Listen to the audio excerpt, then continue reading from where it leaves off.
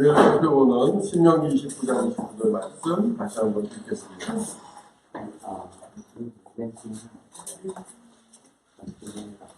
신명기 29장 29절 말씀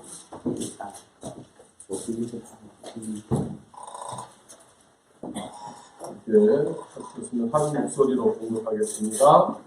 시작. 당신은 우리 하나님 여호와께 속하였거니와 하나님은 여호와의 우리와 우리 자손에게 속하였나니 이는 우리에게 이 율법의 모든 말씀을 행하게 하십니다. 아멘. 그리고 하나님께서 우리에게 나타내 주신 일들 가운데 가장 놀랍고 가장 우리가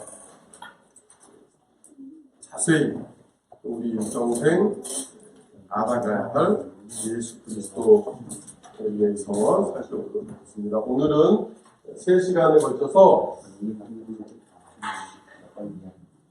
왕이신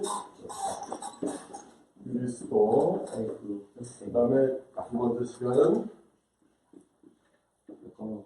승리자 그리스도에 대해서 배우고, 마지막 시간에는 새 언약의 복들에 대해서 살펴보고 기독론 강의 마치겠습니다.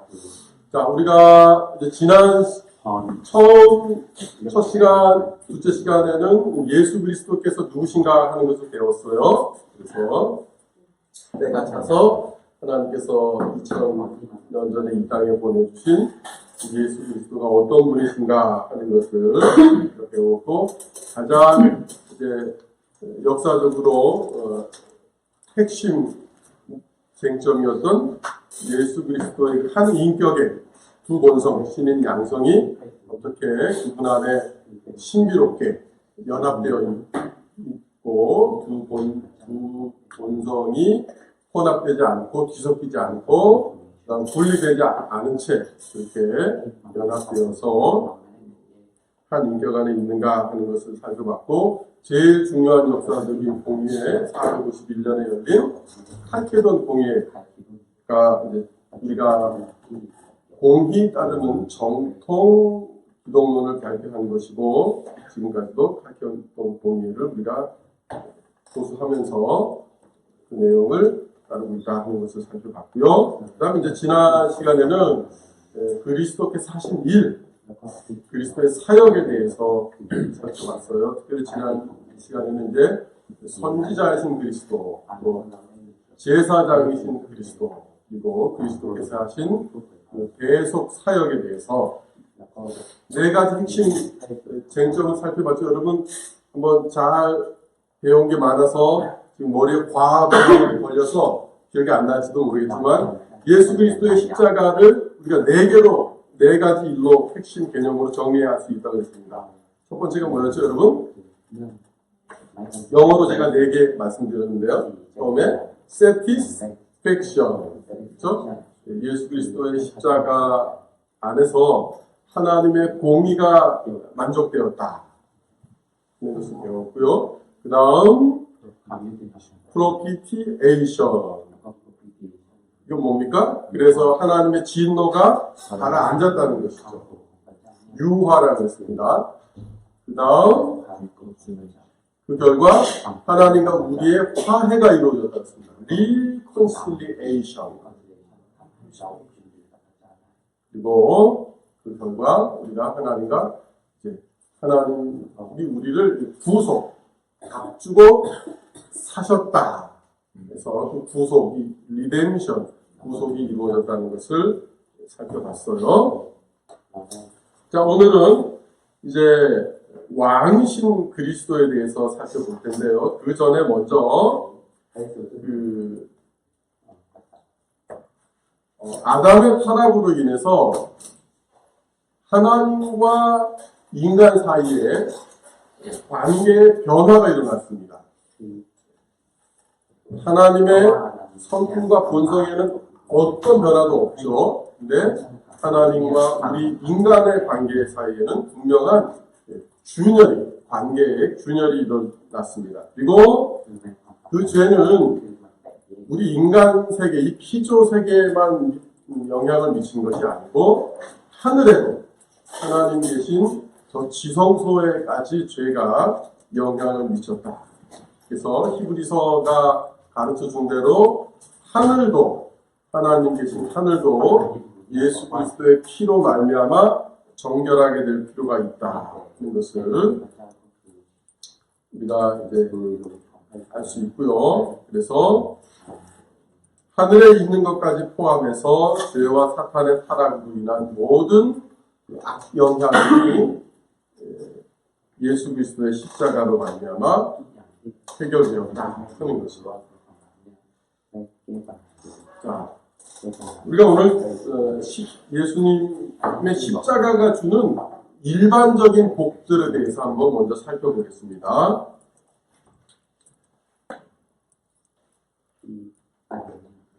그러니까 예수 그리스도의 십자가는 지금부터 2004년 전에 이루어졌잖아요. 그러면 그 이전에 아직 예수 그리스도의 십자가가 역사적으로 이루어지기 전에 구약시대의 성도들, 그리고 구약시대의 성도들이 아니었던 세상 사람들에게도 이 십자가가 영향을 미쳤다는 겁니다. 뭐냐 하면요, 옛 세대, 그러니까 구약 세대에 있어서 그들의 죄는 예수 그리스도의 십자가가 이루어질 때까지 완전히 처리된 게 아니었어요. 물론 하나님께 죄의 용서는 받았지만 그 죄는 잠정적으로 처리되었던 것입니다. 로마서 3장 25절 26절 이 내용을 알려주고 있죠. 이거 보시면 이 예수를 하나님이 그의 피로써 믿음으로 말미암아 화목제물로 세우셨으니 이는 하나님께서 길이 참으시는 중에 전에 지은 죄를 간과하심으로 자기의 의로우심을 나타내려 하심이니 곧 이때 자기의 의로움을 나타내사 자기도 의로우시고 또한 예수 믿는 자를 의롭다 하려 하십니다. 그러니까 하나님께서 그동안 옛 세대의 죄를 덮어주셨는데, 간과해 오셨는데 이제 이 십자가 때문에 그것까지 다 처리할 수 있게 되었다는 것입니다. 마찬가지로 하나님께서 이 죄 많은 이 세상을 멸하시지 않고 계속 관계를 맺으실 수 있었던 것도 우리 주님이 십자가에서 하실 사역 때문이었다 하는 것이에요. 마찬가지로 예수님이 십자가를 지시기 이전에 사람들의 죄를 용서하는 것, 그리고 내 생명을 구하는 것도 오직 십자가를 내다 보심으로써 행하시는 것입니다. 우리는 시간에 매인 존재여서 과거, 현재, 미래 이렇게 파악할 수밖에 없지 않습니까? 그렇죠? 하나님은 영원한 현재 가운데 계신 분이기 때문에 이렇게 나눠보는 것이 가능하다 하는 거예요.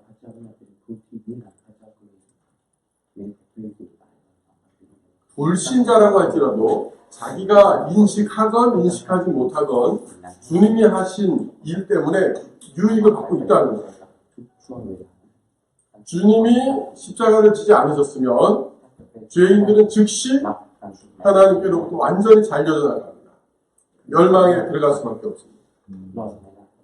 그러나 죄인들이 아직 완전한 멸망에 들어가지 않는 것은 오직 예수 그리스도의 십자가가 주는 일반적인 은총 때문이다 하는 것이죠. 그래서 우리가 지금 이 세상을 보면 예수 그리스도를 믿지 않는 사람들도 엄청나게 인류 역사에 공헌을 많이 하지 않습니까? 불신자들이 과학을 발전시키고 좋은 기술을 개발하고 또 예술을 펼치고 또 의학 분야에서 농업, 또 공업, 노동 이런 것에서 예수님 믿지 않는 지금 사람들도 엄청난 공헌을 해서 우리 인류의 삶이 더 풍성해지도록 그렇게 함께 공헌하고 있는 것이죠. 이게 바로 여러분 예수님의 십자가가 주는 일반적인 은총이라는 거예요. 물론 이건 구원의 은총은 아니죠. 그러나 공히 해와 비를 온 인류에게 비춰주시는 하나님의 은혜가 동일하게 이 십자가 때문에 지금 일반 불신자들도 아직도 멸망하지 않고 하나님의 은혜를 누리고 있다 하는 거예요.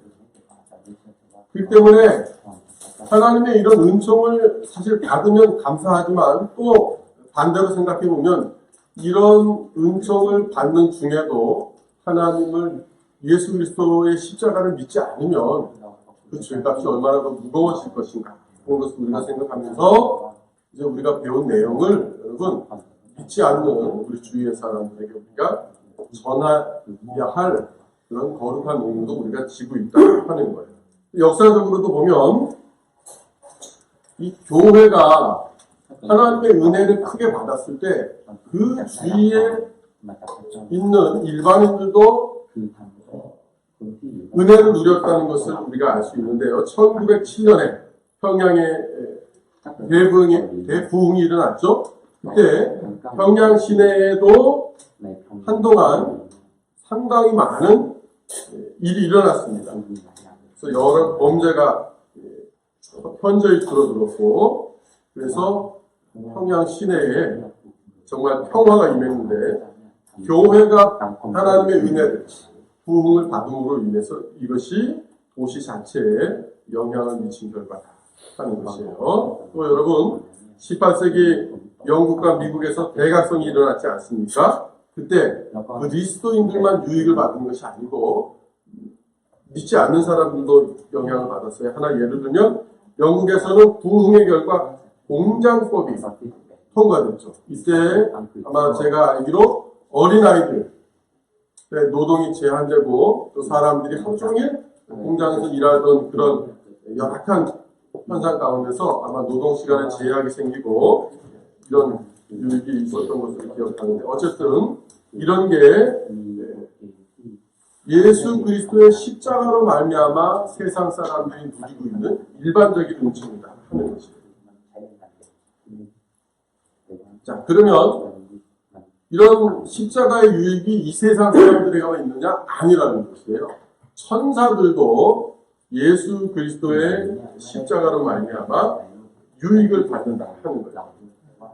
자, 이 사실을 우리가 알 수 있는 핵심 본문이 두 군데 있습니다. 먼저 에베소서 2장 10절에 보시면 하늘에 있는 것이나 땅에 있는 것이 다 그리스도 안에서 통일되게 하려 하십니다. 또 골로새 1장 20절을 보시면요. 그의 십자가의 피로 화평을 이루사 만물 곧 땅에 있는 것들이나 하늘에 있는 것들이 그로 말미암아 자기와 화목하게 하려 하십니다. 자, 여러분 천사 중에 가장 우두머리 사탄이 타락했잖아요. 이때 천사들을 지도하던 우두머리가 없어진 거예요. 그리고 그 대천사를 따라서 천사들 가운데 얼마가 함께 거기에 합류한 거예요. 요한계시록에 보면 3분의 1 정도 되는 천사들이 이제 사탄이 타락했을 때 함께 그렇게 그 뒤를 따릅니다.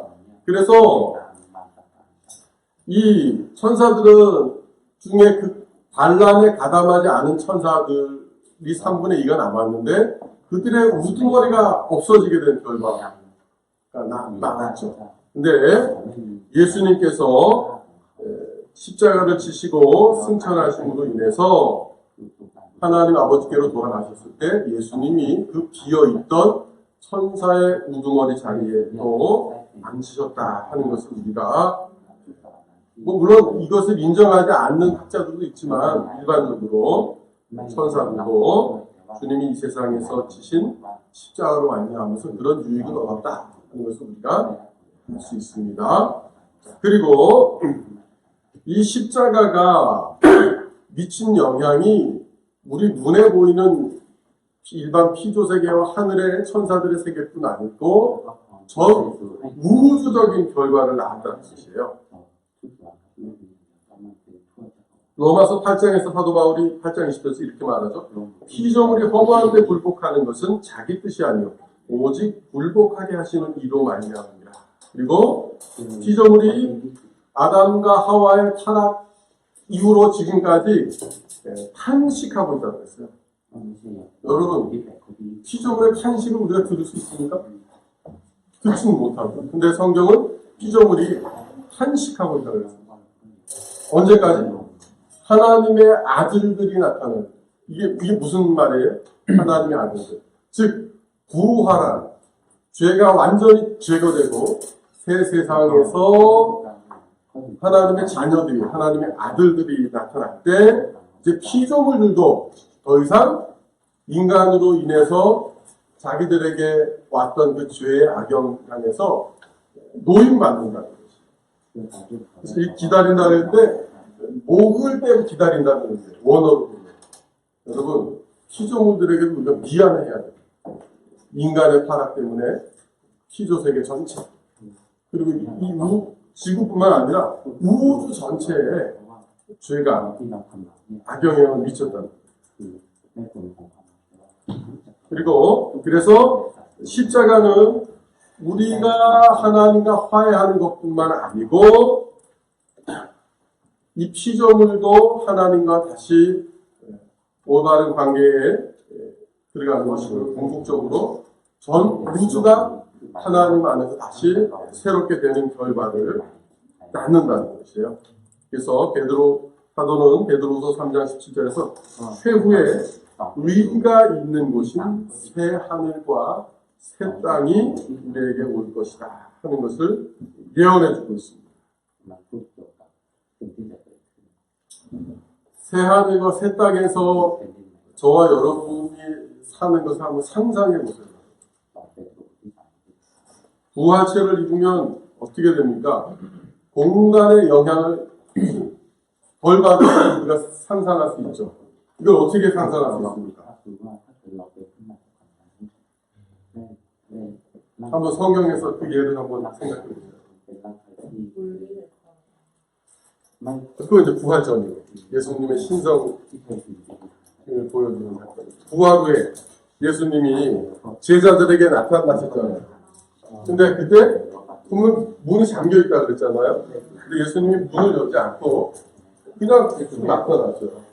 이걸 봐서는 부활체를 입으면 뭔가 이런 공간에 제약을 덜 받겠구나 하는 것을 우리가 상상해 볼 수 있죠. 그리고 여러분, 우리가 부활체를 입으면 늙지 않고 썩지 않고 그런 몸이 될 텐데 지금 타락한 이 지구도 사실 아름답잖아요. 좀 멋있는 자연 앞에 가면 우리가 정말 내 자연에 대해서 탄성을 지르지 않겠습니까? 근데 하나님의 이제 예수 그리스도의 부활로 이 땅에서 죄와 악이 다 사라지고 회복될 그 대자연을 볼 때 우리가 얼마나 탄성을 지를까? 우리가 그곳에서 영원히 살면서 정말 하나님이 주시는 은혜와 복 가운데 즐거움을 누리며 살 텐데 여러분 그런 세계에서 사는 걸 한번 상상해 보세요. 때로 막 예전에 제가 한 번도 외국에 못 나가봤을 때 되게 많이 동경하고 그랬거든요. 근데 이걸 생각하면 그때 되면 뭐 온 세상 내 마음껏 여행할 텐데 뭐 그런 걸 한번 생각하시면서 정말 우리가 하나님 안에서 영원히 살고 이 지구가 완전히 변화돼서 새 하늘과 새 땅이 되어서 살 때 얼마나 정말 기쁘겠는가 하는 것을 우리가 생각해 볼 수 있습니다. 자, 그리고 이 예수님의 십자가의 결과가 성육신하신 예수님에게도 어떤 결과를 낳는다. 그게 바로 영광 받으신 그리스도다 하는 거예요. 빌립보서 2장 5절부터 11절에 보면 이런 말씀이 있습니다. 너희 안에 이 마음을 품으라. 곧 그리스도 예수의 마음이니 그는 근본 하나님의 본체시나 하나님과 동등됨을 취할 것으로 여기지 아니하시고 오히려 자기를 비워 종의 형체를 갖사 사람들과 같이 되셨고 사람의 모양으로 나타나서 자기를 낮추시고 죽기까지 복종하셨으니 곧 십자가에 죽으십니다. 그 다음에 뭐라고 합니까? 이러므로 하나님이 그를 지극히 높여 모든 이름 위에 뛰어난 이름을 주사. 또 요한복음 12장에도 이런 말씀이 있어요. 인자가 영광을 얻을 때가 왔도다. 이게 무슨 말입니까, 여러분? 예수님의 신성에는 뭐 더 덧붙일 영광이 없겠죠. 원래 신성 자체는 영광 가운데 계신데. 근데 예수님이 인간의 몸을 입고 낮아지셨다가 십자가를 지고 부활 승천하셨잖아요. 그때 이 성육신하신 예수 그리스도께 하나님께서 뭔가 영광을 덧붙여 주셨다는 거예요. 이거는 주님이 이전에 가지셨던 그런 신적 영광이 아니고 다른 영광이에요.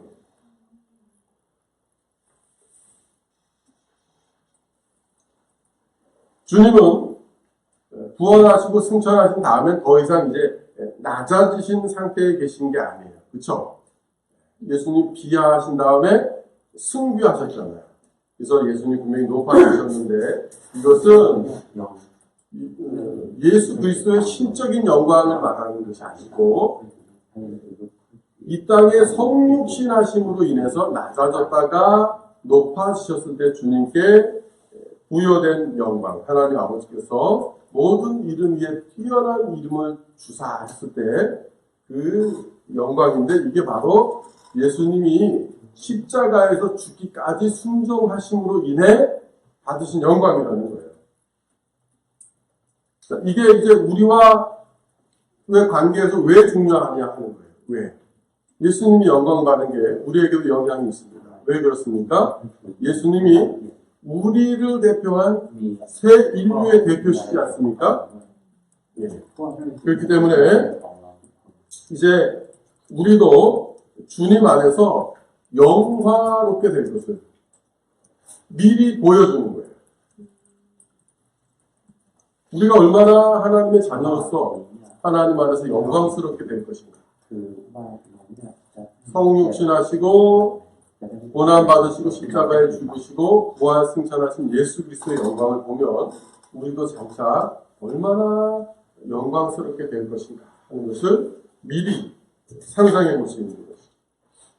그리고 주님이 영광을 받으심으로 인해서 주님께서 우리에게 이제 성령을 충만히 부어주실 수 있게 되었다 하는 거예요.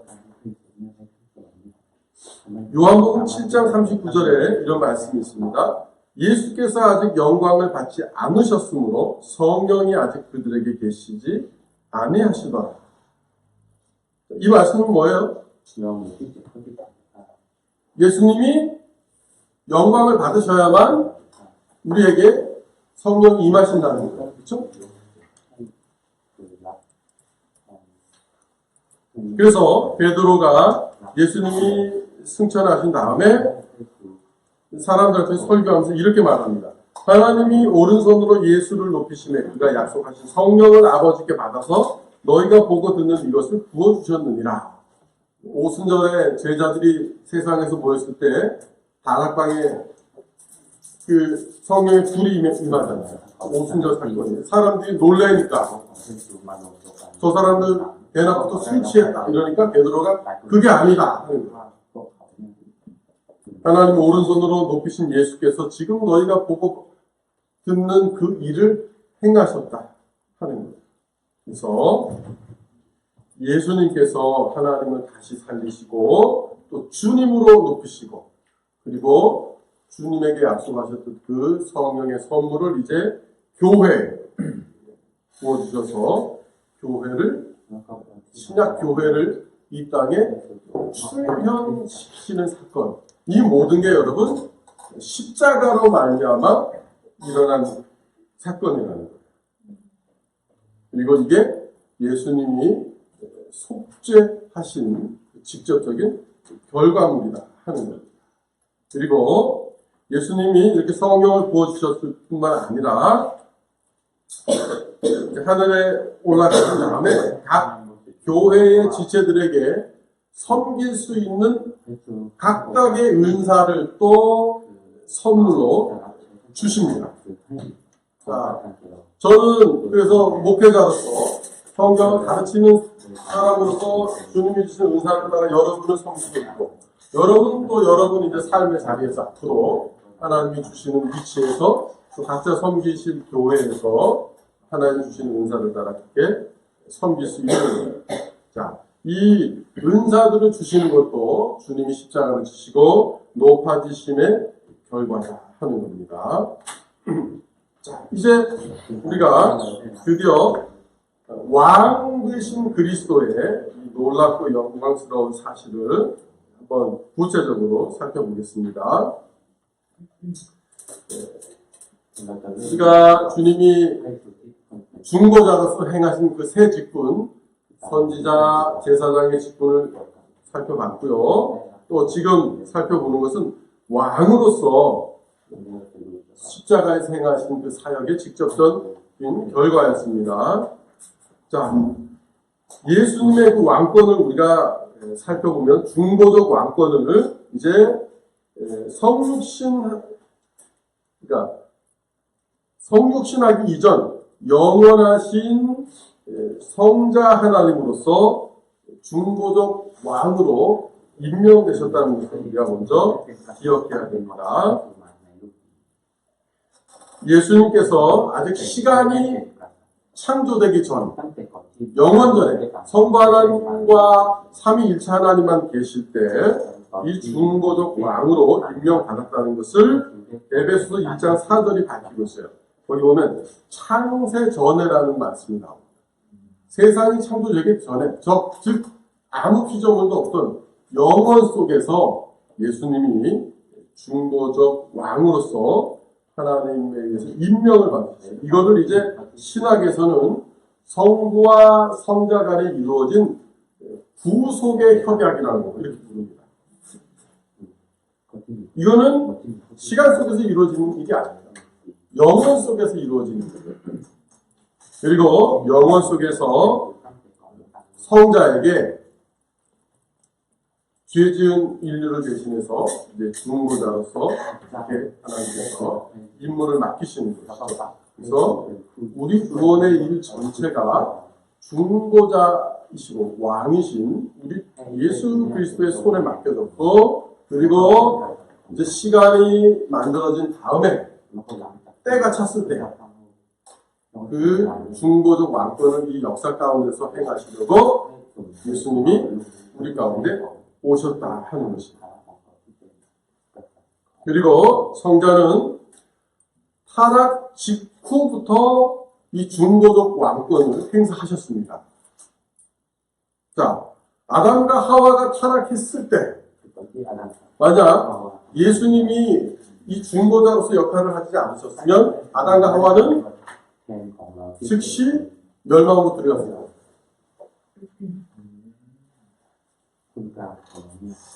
여러분 이 사실을 잘 기억하셔야 돼요. 예수님 이미 그때 중보자로서 그 직무를 행하고 계셨어요. 그래서 아담과 하와가 타락했음에도 즉시 잘려나가지 않고 하나님의 은총을 입을 수 있었습니다. 그렇지 않았다면 아담과 하와는 영원히 지옥에 들어갔겠죠. 그리고 우리가 알다시피 창세기 3장 15절에서 하나님이 이제 중보자를 역사 가운데 남자의 후손이 아니고 여자의 후손으로 보내줄 것을 우리에게 약속하고 계시죠. 그래서 이 사실은 우리 주님이 이미 중보적 왕으로 임명되어 계셨고, 아담과 하와가 타락한 다음에도 그 역할을 수행하셨고, 장차 오셔서 이제 인류를 위해서 그 일을 행하실 것을 보여준다 하는 거예요. 그리고 구약에 나타나는 여호와의 사자, 이것은 바로 성육신하시기 이전에 예수 그리스도께서 중보자로서 나타나신 것을 우리에게 보여주신 거예요. 자, 그리고 예수 그리스도의 이 중보적 왕 되심이 공개적으로 선포된 때는 그럼 언제냐? 또 십자가를 지시고 부활 승천하셨을 때라.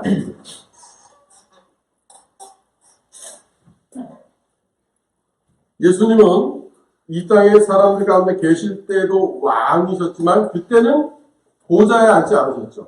낮고 비천한 자리에서 계셨지만 이제 승천하신 다음에는 하나님 보좌 우편에 당당히 앉으십니다. 앉았다는 표현은 어떤 표현입니까? 모든 임무를 완수했다는 거예요. 다 끝냈다는 거예요. 그리고 하나님이 인정하신 왕으로서 공개적으로 이제 왕의 자리에 앉으셨어요. 물론 이거는 우리 눈에 보이는 어떤 공개적인 형식으로 일어나는 것은 아니에요. 그러나 성경 몇 구절에서 우리가 이걸 알 수 있는데요. 특별히 베드로가 사도행전 2장 29절 30절에서 이렇게 말씀합니다. 형제들아, 내가 조상 다윗에 대하여 담대히 말할 수 있으니 다윗이 죽어 장사되어 그 묘가 오늘까지 우리 중에 있도다. 그는 선지자, 하나님이 이미 맹세하사 그 자손 중에서 한 사람이 그 위에 앉게 하리라 하심을 알고, 그러니까 하나님께서 승천하신 예수 그리스도를 다윗의 위에 그 영원한 왕의 자리에 앉히셨다.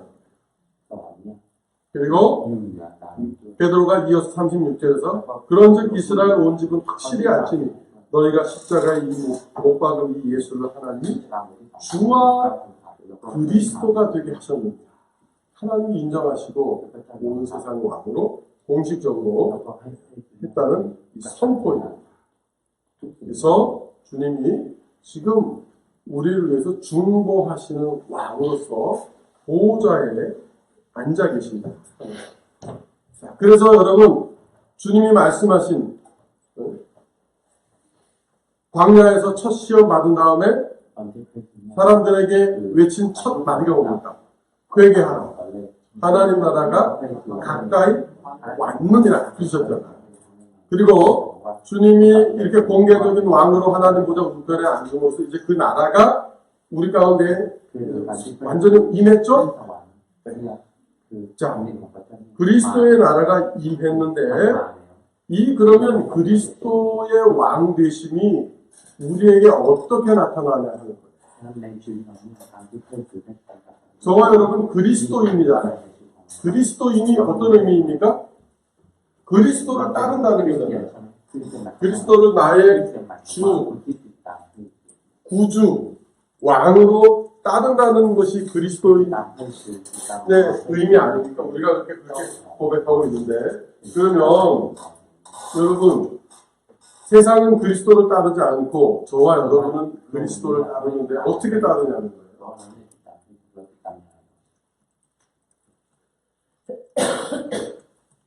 바로 주님의 영적인 통치를 받는다. 그럼 영적인 통치는 어떻게 나타납니까?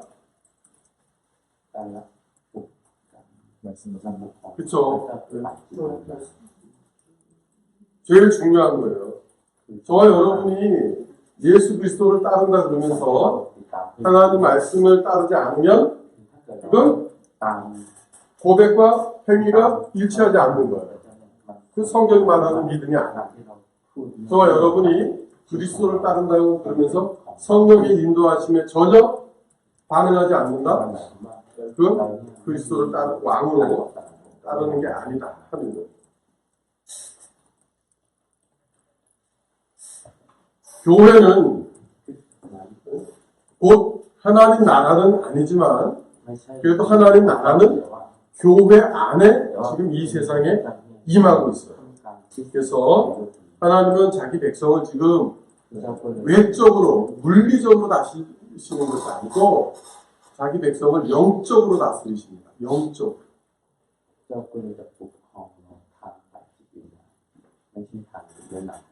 교회가 세상에 그리스도의 왕 되심을 드러나는 건 여러분 화려한 건물,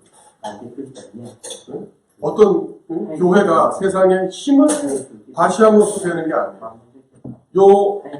올해 2024년 부활주일에 참 어처구니없고 정말 통탄할 만한 일이 벌어졌죠?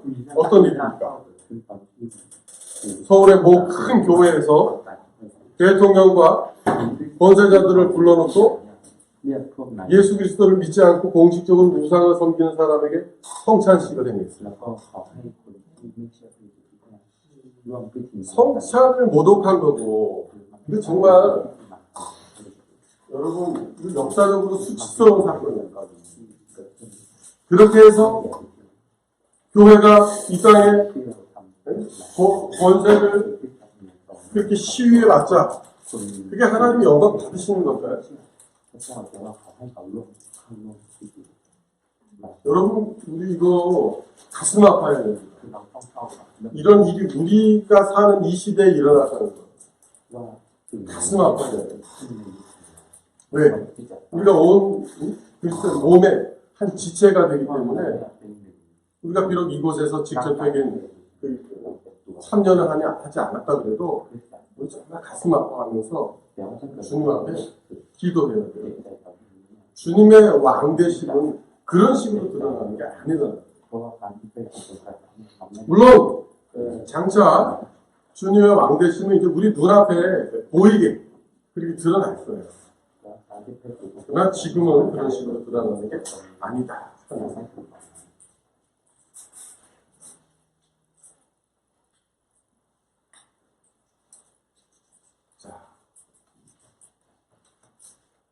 주님은 이 땅에 오셨을 때도 하나님 나라를 가지고 이 땅에 오셨을 때도 여러분 겸손하게 행하셨잖아요. 겸손하게. 그리고 지금 주님은 지금 사람들 사이에서 왕이 되셨음에도 강요하십니까? 믿음을 강요하지 않으세요. 인격적으로 우리를 설복시키시고 우리가 그래서 전인격적으로 주님께 반응하면서 따르도록 만들고 계시다는 거예요.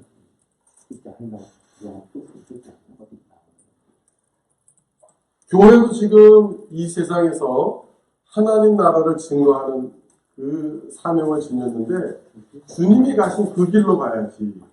교회가 십자가나 고난의 길이 아닌 영광의 길, 권력의 길, 돈의 길을 따라가면 그건 망하는 길이다.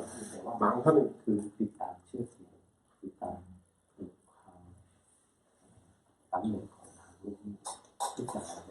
지금 우리는 세상이 보는 그런 예수 그리스도의 왕 되심을 세상 가운데서 어떻게 드러내야 할 것인가. 그러니까 이걸 고민해야 합니다.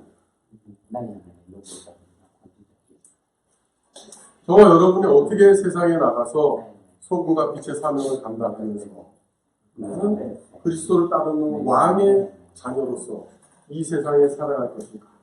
우리가 이걸 잘하자고 지금 KBTI에 들어와서 1년 훈련받는 거 아니겠어요, 여러분?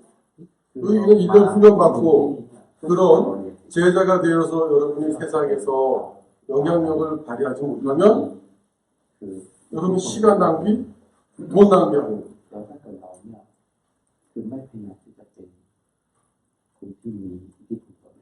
어쨌든 예수님의 이 중보적 왕권은 아직 새하늘과 새 땅에서 완전히 실현되기 전까지 지금 우리 가운데 일어나고 있는데 주님이 이 땅에서 성육신 하셨을 때 보여주셨던 그런 영적인 방식으로 겸손한 방식 그리고 무엇보다 인격적이고 차원하는 방식으로 하나님 나라가 우리 가운데 나타났다. 그리고 바울 사도가 고린도전서 15장에서 이렇게 주님이 마지막 이 땅에 임하실 때 하나님 나라가 어떻게 임할지 우리에게 보여주고 있잖아요. 한번 읽어보겠습니다. 그 후에는 마지막이니 그가 모든 통치와 모든 권세와 능력을 멸하시고 나라를 아버지 하나님께 바칠 때 그가 모든 원수를 그 발 아래에 둘 때까지 반드시 왕 노릇하시리라. 맨 나중에 멸망받을 원수는 사망입니다. 만물을 그의 발 아래 두셨다 하셨으니 만물을 아래에 둔다 말씀하실 때 만물을 그의 아래에 두시니가 그 중에 들지 않은 것이 분명한다. 만물을 그에게 복종하게 하실 때에는 아들 자신도 그때의 만물을 자기에게 복종하게 하신 이에게 복종하게 하리니 이는 하나님이 만유의 주로서 만유 안에 계시려 하십니다. 이 시간 우리가 예수 그리스도의 이 왕 되심, 그리고 특별히 중보자적인 왕 되심, 어떻게 시간 이전에 영원 전에 우리의 중보자로서 주님이 임명되셨고 십자가를 지시기 이전에 아담과 하와가 죄를 지었을 직후부터 이 중보적 왕권을 행사하셔서 사람들을 완전한 멸망에 들어가지 않도록 막아주시고 하나님의 백성을 구원하시고 또 십자가를 지신 이후 부활 승천하셔서 지금 하늘에서 중보적 왕권을 계속 행사하시면서 어떻게 지금 우리 그리스도인 저와 여러분을 다스리고 계신가 하는 것을 살펴봤습니다. 우리가 이래서 이 한 시간 배웠는데 내가 주님의 백성으로서 왕이신 주님을 따르는 백성으로서 그렇게 세상에 그리스도의 왕되심을 드러내는 길이 뭔가 우리가 말씀과 성령을 따라 사는 것이라고 배웠는데 그것을 어떻게 구체적으로 내 삶에 실천해야 하는가 하는 건 이제 여러분 삶의 자리에서 다 다르게 나타날 거예요. 그거를 좀 고민해 보시면 좋겠습니다.